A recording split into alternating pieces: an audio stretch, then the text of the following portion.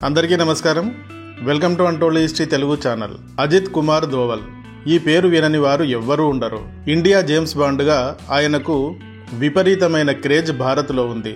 James bond ఎవరో, అతను చేసిందేమిటో గాని అజిత్ దోవల్ గారు తన సర్వీస్ అంతా చేసిన పనులను తీస్తే 100 జేమ్స్ బాండ్ సినిమాలవుతాయి. అంత అద్భుతమైన కెరీర్ ఆయనది. ఆయన టర్మ్ పూర్తవడంతో ఇంటెలిజెన్స్ బ్యూరో డైరెక్టర్గా పదవీ విరమణ చేశారు మొన్న. ఇక అజిత్ దోవల్ గారు అలసిపోయారు, మళ్లీ పదవిలోకి రాకపోవచ్చు, ఇక రెస్ట్ తీసుకుంటారు కావచ్చు అన్న ఊహాగానాలు వెలువడ్డాయి. కానీ మూడవసారి ప్రధానమంత్రిగా ప్రమాణ స్వీకారం చేసిన మోడీ గారు ఆయనకు రెస్ట్ను ఇవ్వలేదు. తిరిగి ఆయననే ఇండియాస్ నేషనల్ సెక్యూరిటీ అడ్వైజర్గా నియమించారు. ప్రధాని నరేంద్ర మోడీ గారు పని రాక్షసుడు.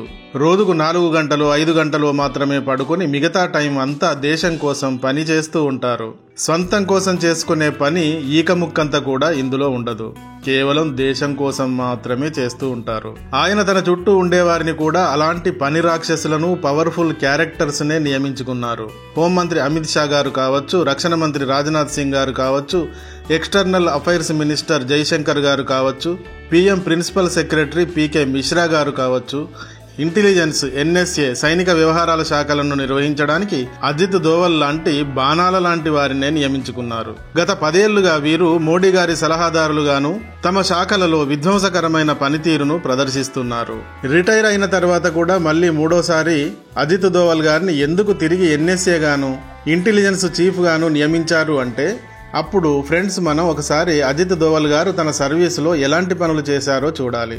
చూస్తే ఒక్క మనిషి ఇన్ని పనులు ఎలా చేయగలరు అన్న విస్మయం ఖచ్చితంగా కలిగి తీరుతుంది. ఆయన చేసిన పనులు చాలా ఉంటాయి, అందులో కొన్నింటిని మాత్రం చెప్తాను చూడండి. అజిత్ కుమార్ దోవల్ 1945లో ఉత్తరాఖండ్లోని పౌరి అను గ్రామంలో జన్మించారు. అజిత్ కుమార్ దోవల్ తండ్రి పేరు మేజర్ గుణానంద. ఆయన ఇండియన్ ఆర్మీ ఆఫీసర్. దోవల్ గారికి వివాహం అయింది. ఆయనకు 2 కుమారులు. ఒకరు వివేక్ దోవల్, ఒకరు శౌర్య దోవల్.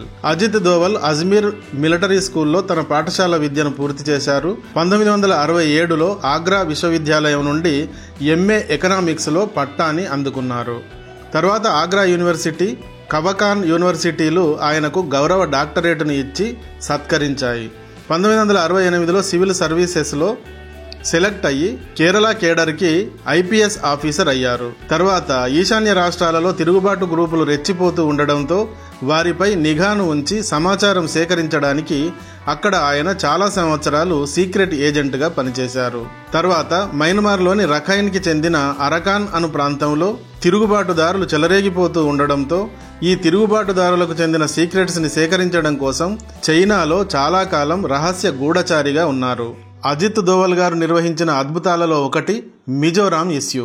మిజోరాంలో లాల్ డెంగా అనే వేర్పాటువాది మిజోరాం ప్రత్యేక దేశం అంటూ బయలుదేరాడు. ఇతని కారణంగా మిజోరాంలో చాలా కాలం హింస చెలరేగింది. 1984లో రాజీవ్ గాంధీ భారతదేశ ప్రధానమంత్రి అయినప్పుడు లాల్ డెంగాతో శాంతి ఒప్పందాలు జరిగాయి. దీని తర్వాత మిజోరాంలో హింస దాదాపుగా ఆగిపోయింది. అయితే ఈ మొత్తం శాంతి ఒప్పందంలో కీలక సూత్రధారి మాత్రం అజిత్ దోవల్ గారే.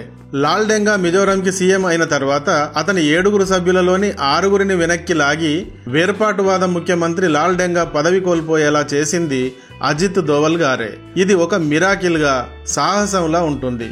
ఆ తర్వాత లాల్ డెంగా అనారోగ్యం పాలై పైకి పోతాడు. వేర్పాటువాదం అక్కడ సమసిపోతుంది. అజిత్ దోవల్ భారతదేశ చరిత్రలోనే అతి చిన్న వయసులో మెరిట్ సర్వీస్ కోసం ఇండియన్ పోలీస్ మెడల్ ని గెలుచుకున్నవారు. ఈ మెడల్ ని గెలుచుకునేందుకు 17 సంవత్సరాల అనుభవం ఉండాలి. కానీ 6 సంవత్సరాల సేవకే ఈ మెడల్ ని అప్పటి భారత ప్రధాని ఇందిరాగాంధీ గారు దోవల్ గారికి అందజేశారు. ఈశాన్య రాష్ట్రాల్లో లేచిన వేర్పాటువాదాన్ని తన అజ్ఞాతపాదంతో నలిపివేసిన తర్వాత ఆయనను పాకిస్తాన్కి పంపించారు. పాకిస్తాన్లో ఆయన 6 సంవత్సరాలు సీక్రెట్ ఏజెంట్గా ఉన్నారు. అత్యంత కీలకమైన సమాచారాన్ని సేకరించారు. ఈ పని చేయడం కోసం ఆయన పాకిస్తాన్లో రకరకాలుగా మారువేషాలు వేసుకుని ఉన్నారు. పాకిస్తాన్లో ఒక ముస్లిం లాగా డ్రెస్సులు వేసుకుని మసీదుల్లోకి వెళ్లి ప్రార్థనలు చేస్తూ ఉండేవాడు. అలా ఒకసారి మసీదులోకి వెళ్లి వస్తూ ఉండగా ఒక తెల్లని పొడవైన గడ్డం ఉన్న వ్యక్తి చూసి పిలిచి, "నువ్వు ఎవరు? నువ్వు హిందూ కదా?" అని దోవల్ గారిని ఆశ్చర్యపరుస్తూ అడుగుతారు. విస్తుపోయి ఈ ముసలాయన నన్నెలా గుర్తుపట్టాడు అని లోపల అనుకుంటూ కాదు కాదు నేను ముస్లింనే అని గట్టిగా బుకాయిస్తారు దోవల్. నువ్వు హిందూ అని నీ చెవికి ఉన్న రంధ్రాలు చెబుతున్నాయి. ఇలా ముస్లింలు చెవులకు రంధ్రాలు చేసుకుని వాటికి రింగులు ధరించరు.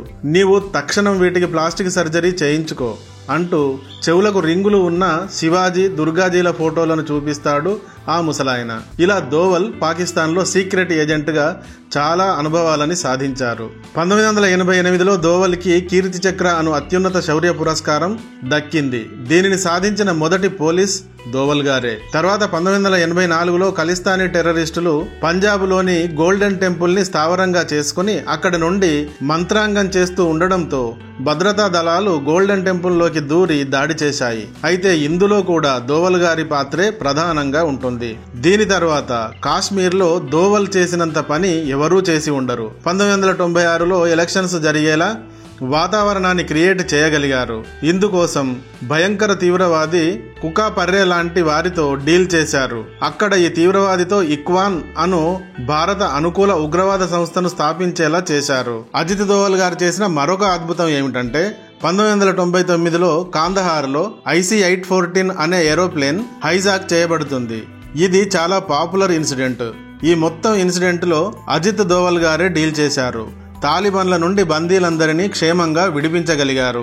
తర్వాత 1971 నుండి 1999 మధ్య కాలంలో తీవ్రవాదులు 15 సార్లు ఇలా ఏరోప్లేన్స్ ని హైజాక్ చేయడానికి ప్రయత్నించారు. కానీ ప్రతిసారి దీనిని కనిపెట్టి నిరోధించగలిగారు అజిత్ దోవల్ గారు. 1999లో మాత్రం తాలిబాన్లు ఇలా కాందహార్లో ఈ విమానాన్ని హైజాక్ చేయగలిగారు.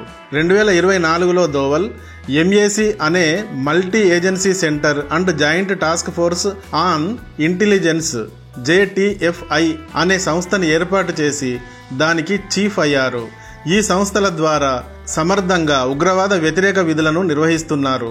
పాకిస్తాన్కి చెందిన యాసిన్ మాలిక్, షబ్బీర్ అలీషా, సయ్యద్ అలీషా గిలానీ లాంటి వారితో మైండ్ గేమ్ ఆడి వారిని గిలగిలా కొట్టుకునేలా చేశారు. 2014లో 46 మంది నర్సులను ISIS బందీలు పట్టుకున్నప్పుడు వారిని చాకచక్యంగా విడిపించారు. ఉరీలో భారత్ సర్జికల్ స్ట్రైక్ చేసి విజయం సాధించింది. అయితే ఈ విజయవంతమైన ప్రణాళికను రూపొందించింది మాత్రం దోవల్ గారే. పాకిస్తాన్ టెర్రరిస్టులు పుల్వామాపై దారుణంగా దాడి జరిపిన తర్వాత భారత వైమానిక దళం బాలాకోట్లోని JM క్యాంపు పైన దాడి జరిపింది. ఇది కూడా విజయవంతమైన దాడి. ఈ దాడిలో కూడా దోవల్ గారిది ప్రధాన పాత్ర. ఇలా దోవల్ గారిని గురించి 100 కంటే ఎక్కువ విషయాలు చెప్పవచ్చు. ప్రతి దానిని ఓ సినిమాగా తీయవచ్చు. ఇంత అద్భుతమైన పనితీరు గలవాడు కాబట్టి మోడీ గారు ఈ 5 ఏళ్లకు కూడా అజిత్ దోవల్ గారినే మళ్లీ ఆయన పాత విధుల్లో నియమించారు. దేశం కోసం, ధర్మం కోసం, విధి నిర్వహణ కోసం ప్రతి నిమిషం, ప్రతి సెకను ఆలోచించే దోవల్ గారిని ఇలా తిరిగి నియమించడం వల్ల భారతదేశ భద్రతా వ్యవస్థ పటిష్టం అవుతుంది, సురక్షితం అవుతుంది. మోడీ గారు ఎలా దేశం కోసం క్షణం క్షణం పనిచేస్తూ ఉన్నారో తన చుట్టూ కూడా అలాంటి వారినే నియమించుకోవడం వల్ల ఆయన అనుకున్న విజయాలను సాధించగలుగుతున్నారు. ఈ వీడియో గాని నచ్చితే ఒక లైక్ ఇవ్వండి. అలాగే ఇంతవరకు మా ఛానల్ కి సబ్స్క్రైబ్ చేసుకున్నట్టయితే వెంటనే సబ్స్క్రైబ్ చేసుకోండి. Thank you for watching. జై హింద్, జై భారత్.